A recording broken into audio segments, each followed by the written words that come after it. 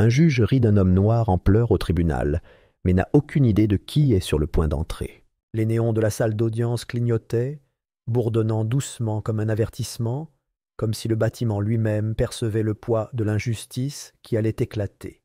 Daniel Knox entra, ses chaussures usées jusqu'aux talons, un léger craquement résonnant à chaque pas dans la salle haute de plafond. Ses mains tremblaient, juste assez pour trahir l'expression calme qu'il avait tant travaillé à modeler sur son visage. Sa haute silhouette bougeait avec une retenue délibérée, comme s'il craignait qu'un mouvement brusque ne brise la fragile dignité à laquelle il s'accrochait. Le costume qu'il portait était un vieux costume, gris anthracite maintenant délavé d'une couleur terne qui s'accordait avec la teinte cendrée de son humeur. Il pendait maladroitement sur ses épaules, trop grand par endroits et trop serré par ailleurs, une armure mal ajustée pour un combat qu'il n'avait jamais demandé à livrer. Lorsque Daniel franchit le seuil, la salle d'audience réagit comme une créature réveillée. Les têtes se tournèrent. Les conversations se réduisirent à des murmures. Les regards d'inconnus suivèrent ces mouvements, certains curieux, d'autres perçants d'un jugement serein. Il sentait leurs regards comme des piqûres d'épingles sur sa peau, le genre de ceux qui portent en eux des siècles de suspicions, de suppositions, de conclusions déjà tirées bien avant que les faits ne soient pesés. Pour eux, il était une statistique parmi d'autres. Un noir, accusé de violence, entrant dans une salle d'audience où sa culpabilité avait déjà été décidée dans le silence de leurs regards. Il essaya de ne pas regarder le banc des accusés où le procureur adjoint, suffisant, feuilletait des papiers avec l'assurance d'un homme qui savait que le verdict était dans sa poche. Le regard de Daniel se porta plutôt vers le dernier rang, vers la seule présence dans la pièce qui comptait, son fils. Malcolm était assis, affalé sur un banc en bois, un sweat à capuche à moitié enfoncé et un casque audio fêlé enroulé autour du cou comme un bouclier. 16 ans. Nerveux comme son père autrefois, mais avec le regard dur d'un garçon forcé de grandir trop vite. Son regard croisa celui de Daniel l'espace d'une fraction de seconde. Il n'y eut pas de sourire, pas de hochement de tête, juste un regard profond, lourd et muet. Un regard qui posait une question à laquelle Daniel n'avait pas de réponse. Comment en sommes-nous arrivés là? Daniel déglutit difficilement. La boule dans sa gorge menaçait de se former, mais il la refoula d'un souffle court. Il devait garder son sang-froid, pour Malcolm, pour la vérité, pour le faible espoir que, d'une manière ou d'une autre, malgré tout ce qui pesait sur lui, ce jour-là pourrait apporter justice. Mais il sentait déjà l'atmosphère autour de lui se resserrer comme un nœud coulant. Le juge n'était pas encore entré dans la salle que le verdict flottait déjà dans l'air, épais et certain. Les accusations portées contre Daniel étaient graves. Agression aggravée et possession illégale d'armes à feu, 2 crimes passibles de peines minimales obligatoires. Une condamnation signifiait 15 ans de prison, peut-être plus selon l'humeur du juge. Il n'avait pas d'antécédents judiciaires, hormis un délit mineur commis à l'âge de 17 ans, mais cela allait s'éterniser, présenté comme le début d'un soi-disant modèle. L'accusation avait construit un récit d'une précision chirurgicale. Daniel Knox, ancien membre d'un gang, avait pété les plombs lors d'une dispute et pointé une arme sur un policier. Mais Daniel ne se trouvait pas sur les lieux au moment des faits. Il n'avait pas porté d'arme depuis des années. Il n'avait même pas élevé la voix ce soir-là. Son seul crime avait été d'être témoin de quelque chose qu'il n'était pas censé voir. Il s'en souvenait parfaitement.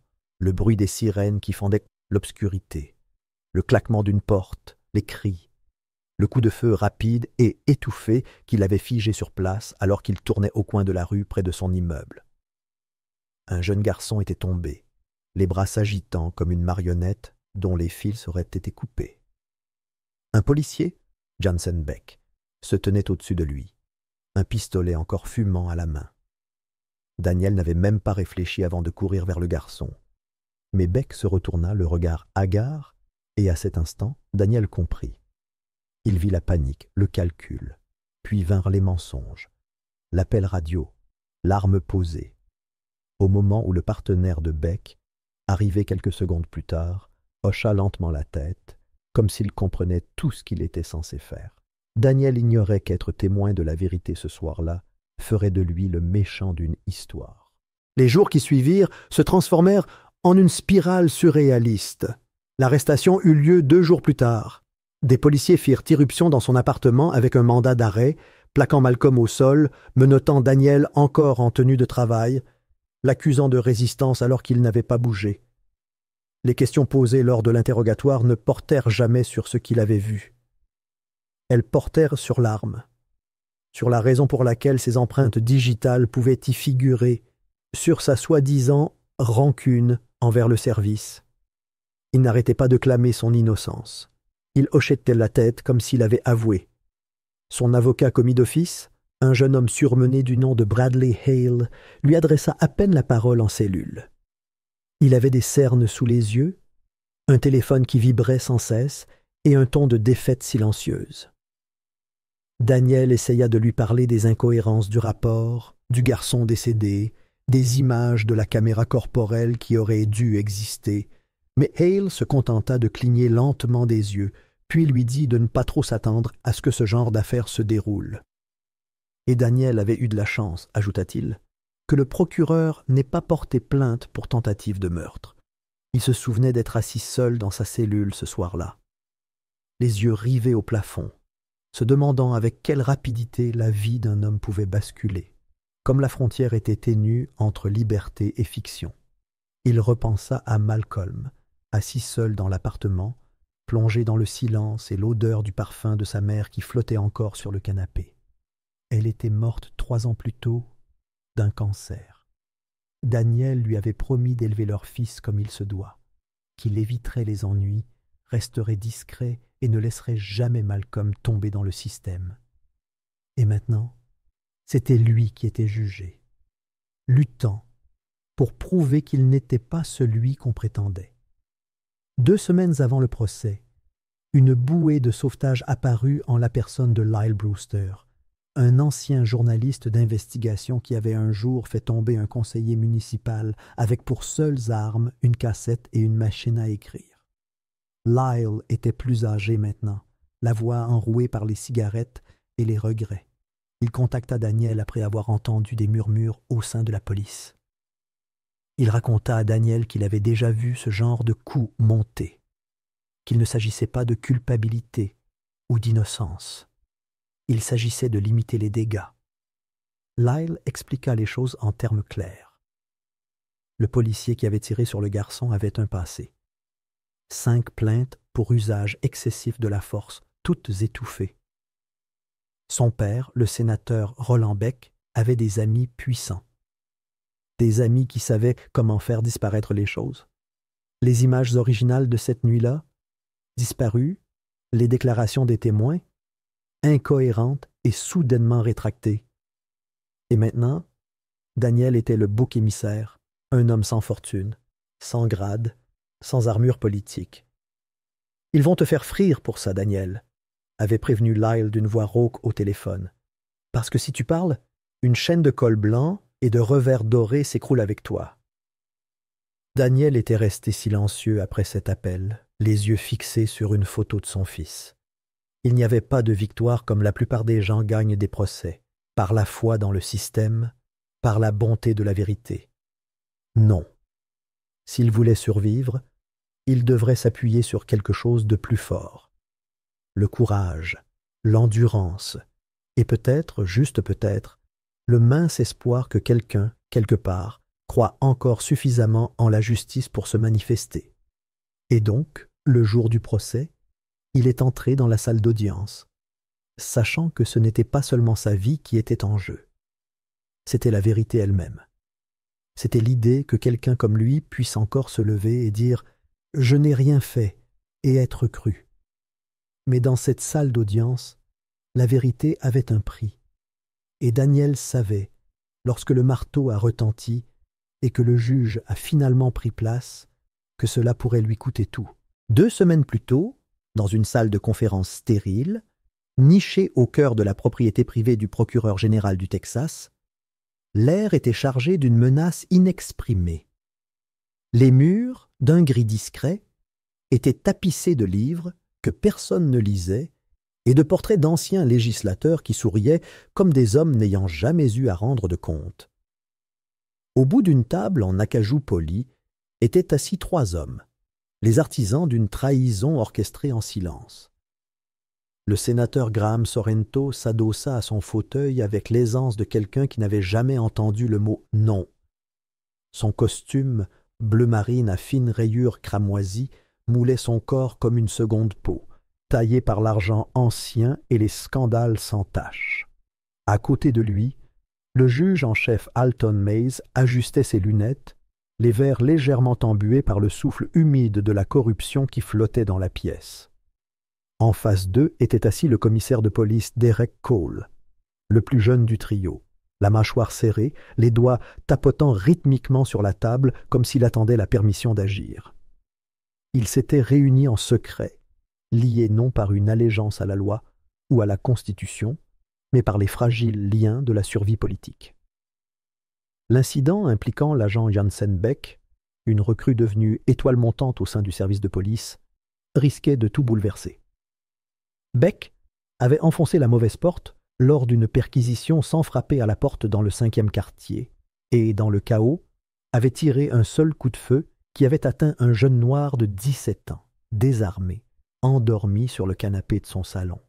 La balle lui avait traversé l'épaule et le poumon, le tuant en quelques secondes. Pris de panique, Beck avait affirmé que le jeune homme avait cherché une arme. Mais lorsqu'on n'en trouva aucune, et que les voisins commencèrent à murmurer au sujet d'un témoin, un homme de grande taille, en bottes de travail qui avait appelé à l'aide quelques secondes après le coup de feu, Beck lança un appel désespéré. L'arme était posée. Le témoin était identifié. Et l'ordre était donné. Il leur fallait quelqu'un qui ne manquerait pas, quelqu'un qui ne pourrait pas riposter, quelqu'un dont le nom se fondrait dans les gros titres sans susciter de questions. Daniel Knox était parfait. Il n'avait aucun lien avec les politiciens ni les journalistes. Il avait travaillé à l'entretien d'une résidence municipale et souffrait d'un défaut de mineur, possession avec intention de redistribuer une accusation datant de ses 17 ans lorsqu'il avait été arrêté avec la réserve de son cousin dans un sac à dos. Cela suffisait à dresser un tableau flou mais que l'on pouvait colorer par la suggestion et les couleurs préférées des médias. La peur, l'agressivité, les antécédents judiciaires.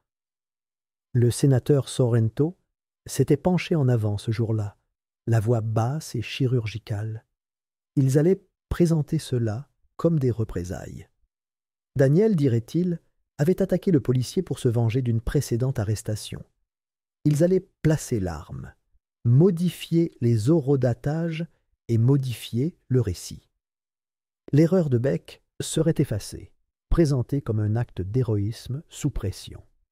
Et Daniel, il deviendrait une leçon, un moyen de dissuasion pour quiconque envisagerait de se lever ou de s'exprimer. De retour au tribunal, les conséquences de cette rencontre résonnèrent dans tous les coins. Le juge Bertram Winslow présidait tel un monarque, veillant sur le sort d'un sujet qu'il n'avait jamais eu l'intention de gracier. Vieillissant, sa réputation reposait sur sa fermeté envers la criminalité.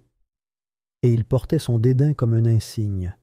Sa robe ondulait dramatiquement à chaque mouvement. Ses expressions répétées, calibrées pour les caméras qu'il feignait de ne pas remarquer. Il écoutait le témoignage larmoyant de Daniel avec une expression exercée, les sourcils levés juste assez pour feindre l'intérêt, les lèvres légèrement retroussées pour trahir le plaisir qu'il prenait à voir un homme adulte s'effondrer. La voix de Daniel se brisa tandis qu'il racontait les événements de cette nuit-là. Il parle du bruit des coups de feu, du policier debout au-dessus de l'adolescent sans vie, de l'arme plantée qu'il avait vu Beck sortir d'un étui à la cheville et placer près du corps. Il raconta au tribunal qu'il avait couru pour aider, qu'il n'y avait pas réfléchi à 2 fois, qu'il ignorait que sa vie allait basculer à partir de ce moment. Mais ses paroles, sincères et crues, furent étouffées par les interruptions du procureur et les interjections moqueuses du juge. Lorsqu'il se mit à pleurer, lorsque le poids des mois passés à l'isolement, les nuits blanches à se demander si Malcolm serait pris par le système, L'impuissance de voir la vérité déformée en quelque chose de monstrueux perçait enfin à la surface. Le juge Winslow laissa échapper un rire sec et dédaigneux. Il se demanda si le tribunal était censé croire un homme comme Daniel Knox. Il se moqua de l'émotion dans sa voix, la comparant à une crise de colère d'enfant. Il l'accusa de jouer les victimes, de ne pleurer que maintenant que les conséquences s'abattèrent sur lui. Et à cet instant, l'atmosphère dans la salle d'audience changea. Rire de la galerie, ricanement à peine étouffé du box des jurés, satisfaction béate du procureur, tout le monde se nourrissait de la performance, savourant le dénouement d'un homme qui n'avait pas de scène à lui. Daniel baissa les yeux au sol.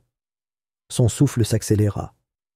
L'espace d'un instant, il pensa à son fils et regretta de l'avoir laissé venir. Il aurait aimé ne pas voir son père, son protecteur, humilié ainsi, même son défenseur, un homme aux épaules molles vêtu d'un costume froissé, qui avait dit tout ce qu'il fallait lors de la sélection du jury, mais qui se débattait comme s'il comptait déjà les jours jusqu'à l'appel, détourna le regard, gêné. Puis, les lourdes portes à double battant au fond de la salle d'audience s'ouvrirent en grinçant. Ce n'était pas bruyant. À tout autre moment, cela serait passé inaperçu. Mais quelque chose dans le moment choisi, dans le silence soudain qu'il fit régner sur la salle, fit s'arrêter tout le monde. Une silhouette se dessinait dans l'embrasure de la porte, grande et large d'épaules, l'insigne de son uniforme luisant sous les lumières assainies du plafond. Le commandant Elias Tran entra dans la salle d'audience d'un pas calme, assuré, sans broncher. Sa peau était de la même teinte que celle de Daniel, sa mâchoire taillée dans le même os. Mais là où Daniel paraissait las, usé par la machinerie implacable d'un système qui dévorait des hommes comme lui, Elias paraissait intouchable, imposant, incassable. Des halètements parcoururent la salle, des murmures surgirent, certains tendant le cou pour confirmer ce qu'ils voyaient. D'autres restèrent figés, ne sachant pas s'ils voyaient un homme entré ou un règlement de compte. Elias n'avait pas été vu en public depuis des années. Certains disaient qu'il était entré dans la clandestinité avec une unité d'opération spéciale. D'autres murmuraient qu'il était mort lors d'une mission secrète au Moyen-Orient. Mais il était là, en tenue de cérémonie de la marine, rubans et médailles sur la poitrine, une plaque signalétique qui faisait se redresser même l'huissier le plus blasé. Il n'était pas seul.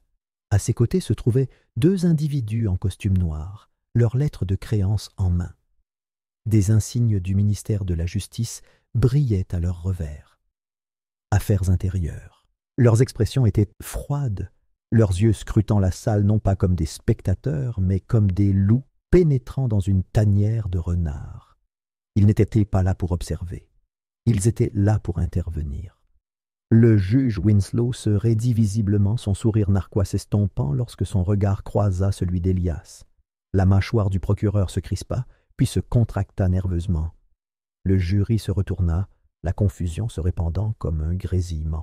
Et Daniel, toujours tremblant, toujours brisé à la barre, sentit quelque chose se déplacer au plus profond de sa poitrine. L'atmosphère de la salle d'audience avait changé. L'arrogance avait disparu, remplacée par autre chose. Une question, un avertissement. Elias avançait dans l'allée avec précision, chaque pas résonnant comme un battement de tambour. Son regard ne vacilla pas une seule fois, pas lorsque Winslow s'éclaircit la gorge, pas lorsque le procureur chuchota quelque chose à son assistant, pas même lorsqu'un huissier tendit instinctivement la main vers son arme de poing avant de s'arrêter à mi-chemin, incertain de ce qu'il était censé faire. Daniel observait, le souffle coupé entre incrédulité et espoir. Elias n'avait pas répondu à ses appels. Il n'avait pas envoyé de lettres depuis 5 ans. Mais maintenant il était là, comme une tempête déchirant le plafond du tribunal, comme un rappel que tous les témoins ne sont pas oubliés. Toute vérité ne peut pas être enterrée.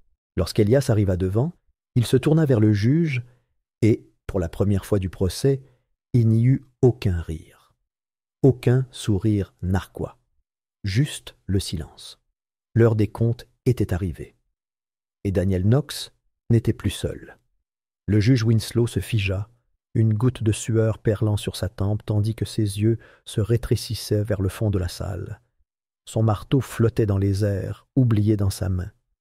Au-dessus de la mer de spectateurs murmurants, un homme grand et large d'épaules, vêtu d'un uniforme bleu marine, s'avançait à grands pas avec le calme calculé de quelqu'un qui a navigué en zone de guerre. Chaque pas résonnait comme une sonnette d'alarme dans le silence gêné qui avait régné dans la salle. Sa présence attirait l'attention. Ce n'était pas seulement sa stature ou les barreaux brillants sur sa poitrine, c'était son maintien, comme s'il était entré dans cette salle non pas en visiteur, mais en témoin. Elias Tran ne broncha pas sous le poids de 100 regards. Il avançait avec l'assurance d'un homme qui avait affronté bien plus que des regards noirs ou des voix élevées, quelqu'un qui avait esquivé des chars et traversé le feu au sens propre comme au figuré. Arrivé à la table de la défense, il marqua une pause, laissant son regard se poser sur Daniel. Pour la première fois depuis plus de 10 ans, leurs regards se croisèrent. Le cœur de Daniel fit un bond. Ce bref regard fit surgir des souvenirs, des nuits d'enfance sous les lampadaires cassés, des promesses murmurées dans le noir d'un frère qui s'était un jour interposé entre lui et les coups d'un père adoptif ivre. Aucun mot n'était prononcé, mais le message était sans équivoque. « Je n'ai pas oublié. Je suis revenu pour vous. » Elias se tourna et s'adressa au tribunal avec une intensité mesurée. Il se présenta comme le commandant Elias Tran, non seulement en prononçant son titre, mais en le brandissant comme une lame, avec une autorité inébranlable. Il annonça la présentation d'images de surveillance classifiées et de documents fédéraux qui affaiblissaient directement la thèse de l'accusation. Puis vint le véritable coup dur, une requête en annulation de la procédure fédérale en cours. L'air fut aspiré hors de la salle en un instant. Un silence stupéfait s'écoula avant que le chaos n'explose. Des voix fusèrent. Les journalistes se bousculèrent, les caméras crépitèrent furieusement, et la voix du procureur fut engloutie par un raz-de-marée d'objections et de réfutations frénétiques. Le juge Winslow se leva d'un bond, le visage plus rouge que le sceau au-dessus de son banc, aboyant que le commandant Tran n'avait aucune compétence. Sa voix se brisa sous l'effort de perdre le contrôle, mais Elias resta imperturbable.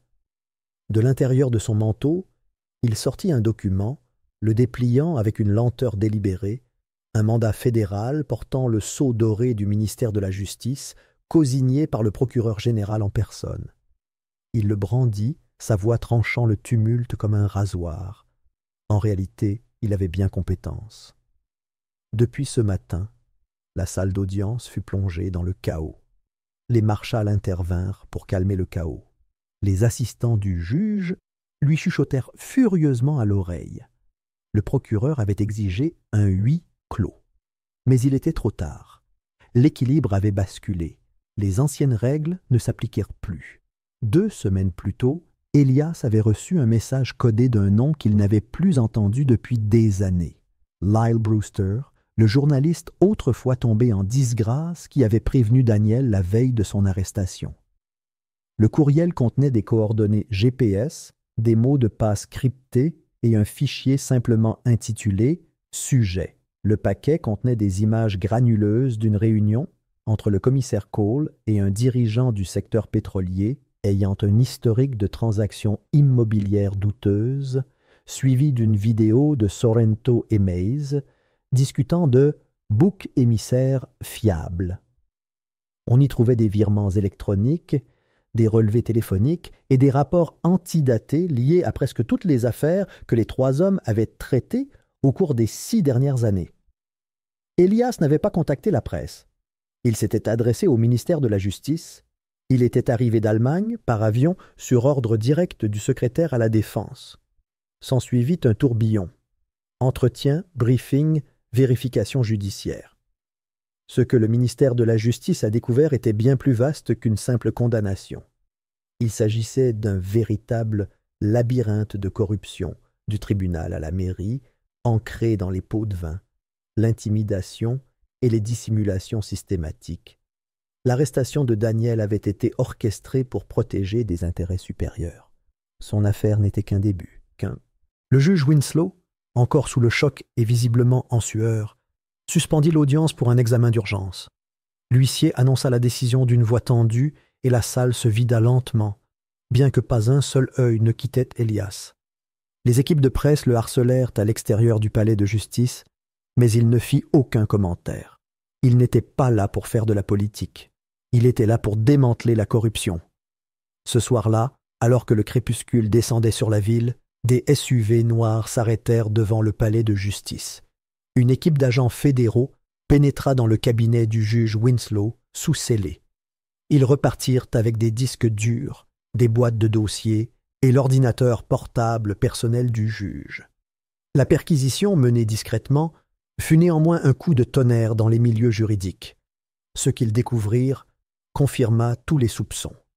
Des courriels détaillant des réunions privées avec Maïs et Sorrento, des journaux d'appel au commissaire Cole et une curieuse série de dons de campagne remontant à des sociétés écrans anonymes basées aux Caïmans.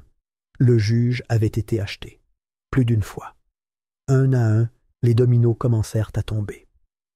Maïs fut le premier à tenter de conclure un marché. En échange de l'immunité, il proposa des noms, des juges, des inspecteurs et même 2 sénateurs en exercice. Sorrento ne fut pas loin derrière. Son arrestation fit la une du soir, filmée en direct alors qu'il sortait d'un gala privé, menotté, le visage blême sous les flashs. Le commissaire Cole, longtemps considéré comme intouchable, avait disparu. Le ministère de la Justice avait émis un mandat d'arrêt, mais il avait déjà quitté le pays. Daniel assistait à la scène depuis une cellule de détention pas plus grande qu'un placard de concierge. Les nouvelles filetaient par l'intermédiaire des gardes et des avocats commis d'office. Au début, il n'y croyait pas. Même en voyant les images, même en entendant la voix de son frère en direct, une part de lui restait sur ses gardes. Il avait été trahi trop de fois. Par les systèmes, par les gens, par l'espoir lui-même. Mais quelque chose avait changé. Le béton sous ses pieds ne lui semblait plus aussi durable. Les murs, autrefois étouffants, semblaient maintenant trembler. Pourtant, le combat n'était pas terminé. Le juge Winslow, bien que déshonoré, présidait toujours techniquement. La décision du ministère de la Justice ne serait pleinement mise en œuvre que dans quelques jours. L'accusation, dans un ultime acte de désespoir, déposa des requêtes pour bloquer les nouvelles preuves. L'opinion publique vacilla rapidement, mais Daniel resta derrière les barreaux, attendant la prochaine audience. Son équipe juridique, autrefois inférieure en nombre et en armes, comptait désormais des alliés haut placés, mais la machine à laquelle elle était confrontée n'avait pas encore cessé de tourner. Elias, quant à lui, agissait avec une précision militaire. Il organisa la protection des témoins pour ceux qui s'étaient manifestés, assura la sécurité de Lyle Brewster et continua de coordonner ses actions avec les agents fédéraux pour exhumer d'autres dossiers. Ce qui le motivait n'était pas la vengeance, mais la dette. Une promesse faite à un jeune frère, il y a bien longtemps, quand le monde leur avait tout pris, à l'époque où ils dormaient dans des refuges et comptaient sur des rêves murmurés pour passer la nuit. Il se souvenait de Daniel enfant, vif, gentil, un peu trop réservé, toujours en quête de paix, toujours pris entre 2 feux. Elias avait été le bouclier à l'époque, et il l'était encore aujourd'hui. Peu importe le temps que cela prendrait, peu importe la profondeur de la corruption, il ne laisserait pas son frère retomber seul. Alors que la ville bourdonnait de rumeurs et de gros titres, dans une cellule froide et faiblement éclairée, Daniel était assis sur sa couchette, les mains jointes entre les genoux. Pour la première fois depuis des semaines, il s'autorisait une lueur d'espoir, pas celle de la naïveté, celle de la provocation, celle qui pousse même dans le béton, ses racines brisant la pierre. Son heure n'était pas encore venue, mais elle était proche, et lorsqu'elle viendrait, il se relèverait non pas comme un homme brisé, mais comme un homme endurant. La nuit était longue. La tempête n'était pas terminée, mais le vent avait tourné. 6 semaines plus tard, la salle d'audience était à nouveau pleine, mais cette fois, l'atmosphère avait changé. Là où régnait auparavant un épais brouillard de tension, régnait désormais un étrange silence collectif, comme une salle retenant son souffle. Des rangées de spectateurs remplissèrent la galerie.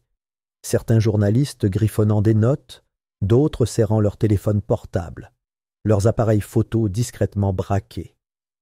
Familles, soutiens, vétérans en uniforme et simples citoyens étaient assis côte à côte.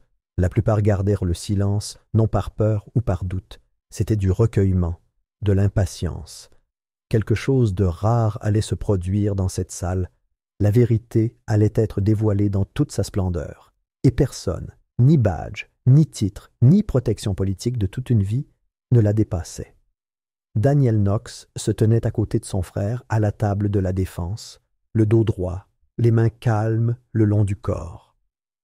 Son costume bleu marine ne dissimulait pas l'usure de mois de détention, mais il y avait une dignité tranquille dans son maintien. L'homme qui autrefois entrait dans cette salle d'audience enchaînée était désormais libre par l'esprit, si ce n'était pas encore par la loi. À ses côtés, Elias se tenait grand et posé, une force de stabilité. Leur lien était tacite, mais visible dans la façon dont ils se reflétaient mutuellement, comme deux montagnes s'arc-boutant contre une tempête déjà passée. Le ministère de la Justice avait officiellement repris l'affaire. La nouvelle procureure principale, une femme inébranlable nommée Rachel Helm, se déplaçait avec une efficacité chirurgicale en s'avançant au centre de la salle d'audience. Pas de mise en scène, pas de mise en scène, juste des faits les uns après les autres, empilés avec une clarté délibérée, chacun tranchant le récit, fabriqué comme un scalpel. Elle commença par les images du drone, des images qui, par pur hasard, avaient capturé la vérité. Ce qui avait été autrefois qualifié de complot emplissait maintenant la salle d'audience d'un noir et blanc granuleux. Les images provenaient d'un drone de type militaire qui effectuait un vol d'essai au-dessus de la ville la nuit du raid. Les objectifs infrarouges du drone ont tout filmé d'en haut, les formations d'escouade, les angles d'attaque et, plus grave encore, le moment où un policier a retiré un pistolet de son gilet et l'a laissé tomber à côté du corps sans vie d'un adolescent. La caméra, perchée à des kilomètres de là, a vu ce qu'aucun témoin n'avait pu voir. Daniel Knox se précipitant, les mains levées, criant à l'aide, puis se faisant plaquer et menotter comme s'il était le tireur. Le véritable tireur, un policier en civil, caché derrière une cage d'escalier, a été vu s'éloigner indemne, le visage masqué. Mais son identité a été confirmée plus tard par la comparaison des angles et les enregistrements radio. Des murmures ont parcouru la salle pendant la diffusion des images. Même le jury, convoqué pour observation alors qu'aucune condamnation n'était plus requise, semblait ébranlé. Le poids de ce qu'il voyait, l'orchestration, le silence des autres policiers, la façon dont Daniel avait été transformé en bouc émissaire en temps réel, a déstabilisé même les observateurs les plus aguerris. Helm a laissé les images parler d'elles-mêmes avant de poursuivre. Elle a continué avec des images de caméras corporelles récupérées auprès d'un lanceur d'alerte. Un agent débutant placé en détention préventive. Sa caméra avait miraculeusement survécu à une panne technique qui avait vidé les serveurs du département la nuit suivant la descente. Les images, brutes et intégrales, comprenaient un enregistrement de l'agent Jansen Beck, en pleine conversation avec un autre agent, se vantant d'avoir fait taire ce héros au plus vite. Ses propos étaient désinvoltes, voire plaisants, mais la malveillance était évidente. Quelques instants plus tard, Beck est entré dans le champ en temps réel, poussant Daniel contre le mur, lui enfonçant un genou dans le dos et ignorant ses supplications selon lesquelles le garçon respirait encore. L'image est devenue noire lorsque Beck s'est tourné vers la caméra et l'a délibérément arraché du gilet du débutant. Alors que Beck prenait la parole pour se défendre, Helm n'a posé que 2 questions avant que les portes du tribunal ne s'ouvrent derrière lui. Un bruit de bottes a résonné sur le marbre, suivi d'une annonce sèche d'un marshal fédéral. L'agent Beck était en état d'arrestation. Son visage perdit toute couleur. Helm ne broncha pas. Daniel non plus. Beck fut escorté hors de la salle d'audience dans un silence stupéfait, ses menottes cliquetant à chaque pas. Mais le dénouement ne s'était pas arrêté.